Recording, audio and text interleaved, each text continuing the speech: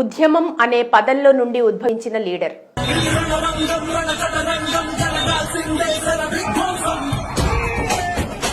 దళిత నిమ్న వర్గాల కోసం అలుపెరుగని పోరాటం. ఆరోగ్యశ్రీ పథక ఆవిర్భావానికి మూలకారకుడు. వికలాంగుల హక్కుల కోసం, చిన్నపిల్లల గుండె ఆపరేషన్ల కోసం అచంచలమైన కృషి చేసిన ఫైటర్. ప్రధాని మోడీ చేత శభాష్ అనిపించుకున్న నేత. పట్టుదలకు, నిబద్ధతకు, సమర్థవంతమైన నాయకత్వ లక్షణాలకు స్ఫూర్తి వెరసి ఎంఆర్పీఎస్ జాతీయ అధ్యక్షుడు మందకృష్ణ మాదిగ. ఒక లక్ష్యం కోసం ఇంత సుదీర్ఘకాలం ఉద్యమ నాయకుడిగా ఆయన ప్రస్థానం చూస్తే 1980వ దశక ప్రారంభంలో వరంగల్లో కుల వ్యతిరేక ఉద్యమకారుడిగా తన ప్రయాణాన్ని ప్రారంభించి నిమ్న కులాలను అసభ్యంగా ప్రవర్తిస్తున్న ఆధిపత్య కులాల వ్యక్తులపై ఆయన చర్యలు తీసుకున్నారు. ఆ సమయంలో ఆయనకు పీపుల్స్ వార్ గ్రూప్ నక్సలైట్ వర్గం నుంచి మద్దతు లభించినప్పటికీ తర్వాత చట్టపరమైన మార్గాల ద్వారా అట్టడుగు దళిత వర్గాల హక్కులను పొందేందుకు తీవ్రవాదాన్ని విడిచిపెట్టారు. ఒక దేశ ప్రధానమంత్రి 30 ఏళ్ల సమస్య పరిష్కారానికి పెద్దయిన నక్సలైట్లతో విడిపోయాక విస్తృతంగా దళిత ఉద్యమంలో చేరిన తర్వాత కారంచేడు, సుందూరు కమ్యూనిస్టు మారణకాండలు బలపడ్డాయి. దురదృష్టవశాత్తు మాల నేతృత్వంలో చేసిన ఉద్యమాలకు, మాదిగలు, ఇతర చిన్న వర్గాలకు సమాన రిజర్వేషన్ల విధానాల పిలుపును పూర్తిగా ప్రభుత్వం అర్థం చేసుకోకపోవడం, మద్దతు ఇవ్వకపోవడం చేత తీవ్ర నిరుత్సాహానికి గురయ్యారు. 1994లో ప్రకాశం జిల్లాలో ఎస్సీలలో ఉపవర్గాలను సృష్టించాలని ఉద్యమానికి మద్దతుగా మాదిగ రిజర్వేషన్ పోరాట సమితిని స్థాపించి ఉద్యమానికి నాయకత్వం వహించి తక్కువ ప్రాతినిధ్యం ఉన్న ఇతర ఎస్సీ వర్గాలకు న్యాయం కోసం వాదించారు.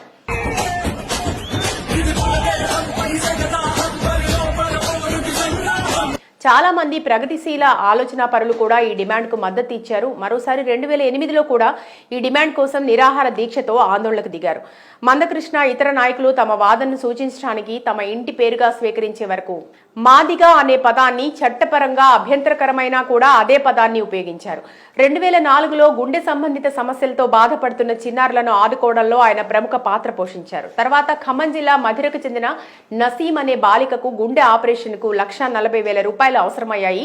నసీం ముస్లిం మతానికి చెందిన బాలిక కావడంతో 25,000 మాత్రమే సహాయం చేసిన అప్పటి ముఖ్యమంత్రి వైఎస్ఆర్ రెండోసారి మందకృష్ణ సహాయం కోసం మిగిలిన మొత్తాన్ని అభ్యర్థించగా వైఎస్ఆర్ నిరాకరించారు. దాంతో ఎలాగైనా మిగిలిన మొత్తాన్ని స్వతంత్రంగా వసూలు చేయాలని నసీం మరింత ఒత్తిడి చేసినప్పుడు వైఎస్ఆర్ ఈ అభ్యర్థనను మంజూరు చేయడం వల్ల ఇలాగే చాలా మంది అనారోగ్య సమస్యలతో వచ్చి ఆర్థిక సహాయం అడుగుతారని, అలా వారి డిమాండ్లు ఎక్కువ అవుతాయని ఆందోళన వ్యక్తం చేశారు. ఇలాంటి విషయాలు మళ్లీ కొనసాగిస్తే మందకృష్ణపై బెదిరింపులకు పాల్పడ్డారు. తదనంతరం పిల్లల గుండె జబ్బుల చికిత్సా జాప్యాన్ని నివారించడానికి ప్రతి 6 నెలలకు ఒకసారి క్రమం తప్పకుండా స్క్రీనింగ్ పరీక్షల ప్రాముఖ్యతను నొక్కి చెప్తూ మందకృష్ణ పిల్లలతో ర్యాలీకి నాయకత్వం వహించారు. ఈ కార్యక్రమానికి ప్రత్యేకంగా ముఖ్యమంత్రి సహాయ నిధి నుంచి నిధులు కేటాయించాలని కోరారు. పిల్లల గుండె జబ్బుల గురించి మరియు ప్రభుత్వ ప్రమేయం ఆవశ్యకత గురించి అవగాహన పెంచడానికి చర్యలు గణనీయంగా దోహదపడ్డాయి. ఫలితంగా 2004లో రాష్ట్రంలో 24 స్క్రీనింగ్ క్యాంపులు స్థాపించబడ్డాయి. ఇందులో 5,500 మంది గుండె జబ్బులు ఉన్న పిల్లలను గుర్తించారు. ఇది పేదలకు నాణ్యమైన ఆరోగ్య సంరక్షణను అందించడానికి రాష్ట్ర ప్రభుత్వం యొక్క అన్ని ఆరోగ్య కార్యక్రమాల యొక్క ప్రధాన పథకమైన ఆరోగ్యశ్రీ పథకాన్ని రూపొందించడానికి దారితీసింది.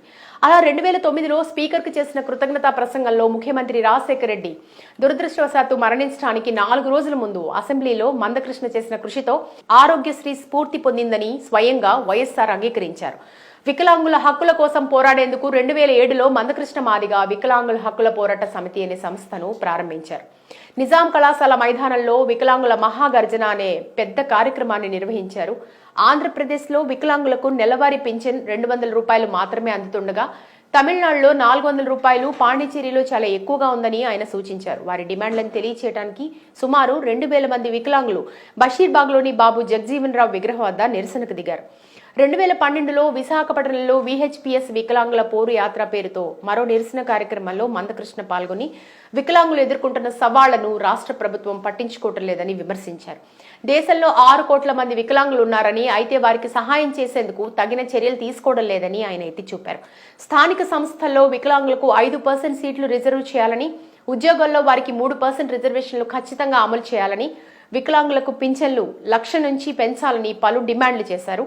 ఎస్సీ ఎస్టీ వారి కోసం ప్రత్యేక పథకాలు, సబ్సిడీలను అందించడం, వికలాంగుల కోసం ప్రత్యేక ప్రణాళికను రూపొందించడం, ఉచిత గృహం, విద్యుత్, రవాణా, భూ పంపిణీల్లో వికలాంగులకు ప్రాధాన్యత ఇవ్వటం మరియు వికలాంగ ఉద్యోగులకు ప్రత్యేక భత్యాన్ని 900 నుండి 1,500 పెంచడం వంటి విషయాల కోసం అలుపెరగని ఉద్యమాలు చేశారు మందకృష్ణ. ఆయన జీవిత నేపథ్యం చూస్తే 1965 జూలై 7న వరంగల్ జిల్లాలో న్యూ సాయంపేట గ్రామంలో కొమరయ్య, కొమరమ్మ దంపతులకు జన్మించారు. భార్య జ్యోతి, 3 సంతానం ఉన్నారు. ఆయన రాజకీయ నాయకుడిగా 3 సార్లు ఎమ్మెల్యేగా పోటీ చేసి ఓటమిని చవిచూశారు. ఎన్ని ఓటములు వచ్చినా వెనుకడుగు వేయని ధైర్యం, పట్టుదలే ఆయన నైజం అనిపించుకున్నారు.